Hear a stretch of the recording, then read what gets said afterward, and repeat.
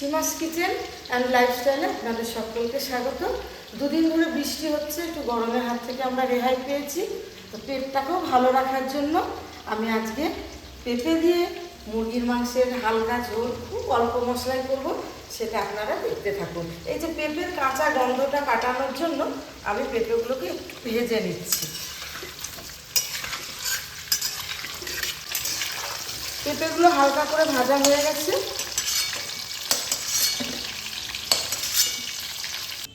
পেঁপে ভাজার তেলে আমি 2টো শুকনো লঙ্কা, 2টো তেজপাতা, 4টে লবঙ্গ, দারচিনি আর 4টে এলাচ আমি ফোড়ন দিয়ে দিচ্ছি। ফোড়ন থেকে একটা খুব মিষ্টি গন্ধ বার হচ্ছে। আমি এবার এই পেঁয়াজ কুচিগুলো এর মধ্যে দিয়ে দিচ্ছি। পেঁয়াজটা হালকা ভেজে নেব।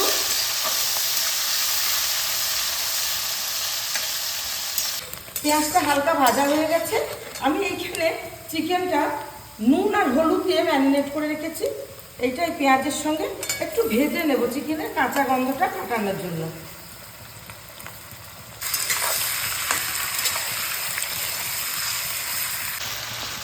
চিকেনের আস্তে গন্ধ কাটানোর জন্য আমি পেঁয়াজের সঙ্গে চিকেনটাকে ফ্রাই করে নিয়েছি।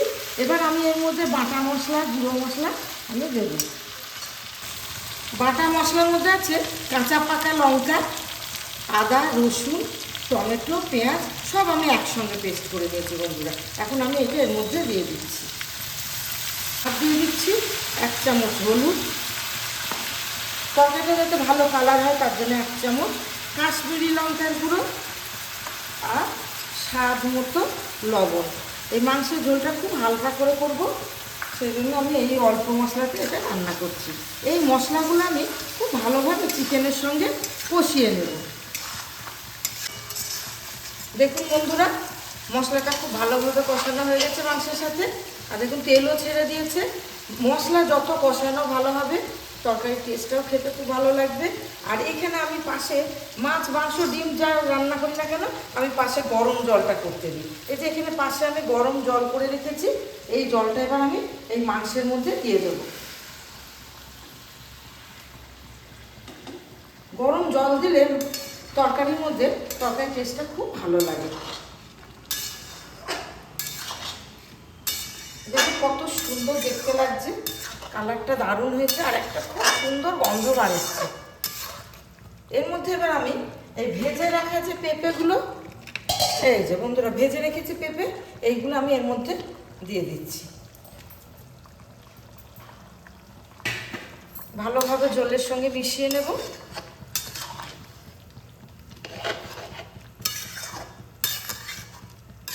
ঢাকনা চাপা দিয়ে 15 মিনিট কুক করে নেব। মাংসটা এখানে 15 মিনিট ধরে সিদ্ধ হোক। আমি এখানে কিছু মশলা, গোটা মশলা ভেজে রেখেছি। জিরে, ধনে, মৌরি, দারচিনি, গরম এলাচ এইসব ভেজে রেখেছি হালকা করে। এটা আমি গুঁড়ো করে নিয়ে আসি। মশলাগুলোকে গুঁড়ো করে নিচ্ছি, ভাজা মশলাগুলোকে গুঁড়ো করে নিচ্ছি।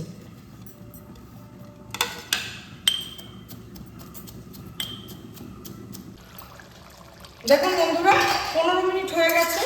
মাংসটা কত সুন্দর রান্না হয়েছে। পেঁপেটাও সিদ্ধ হয়ে গেছে, মাংসটাও সিদ্ধ হয়ে গেছে আর ঝোলটাও একটু পাতলা পাতলা হয়েছে। এবার আমি যে ভাজা মশলা করে রেখেছিলাম এখানে আপনাদের দেখিয়েছিলাম, সেটা গুঁড়ো করে নিয়ে এসেছি, এটার উপর দিয়ে ছিটিয়ে দিচ্ছি। এই মশলাটা দিলে তরকারিটা খেতে এত অসাধারণ হয় না, কি বলবো। একবার আপনারা এইভাবে বাড়িতে পেঁপে দিয়ে মুরগির মাংসের ঝোল করবেন আর এইভাবে ভাজা মশলা ছিটিয়ে খাবেন, দেখবেন ভাত, রুটি, পরোটা সব কিছুর সঙ্গে একদম জমে যাবে, দারুণ খেতে লাগবে। ভিডিওটি ভালো লাগলে লাইক, কমেন্ট, শেয়ার করবেন। আর বাড়িতে একবার অবশ্যই কিন্তু এইভাবে ট্রাই করবেন। খুব অল্প সময় রান্নাগুলো দেখলেন তো আজকে সব মশলাগুলো আমি একসঙ্গে মিক্সিতে পেস্ট করে নিয়ে এটা কষিয়ে রান্না করলাম। দেখতে অপূর্ব হয়েছে আর সেন্টে একদম মন প্রাণ ভরে যাচ্ছে। আপনারা বাড়িতে একবার করে খেয়ে দেখবেন, খুব ভালো লাগবে। ভিডিওটি ভালো লাগলে চ্যানেলটিকে সাবস্ক্রাইব করবেন। আপনারা সুস্থ থাকুন, ভালো থাকুন। আবার দেখা হবে নেক্সট ভিডিওতে।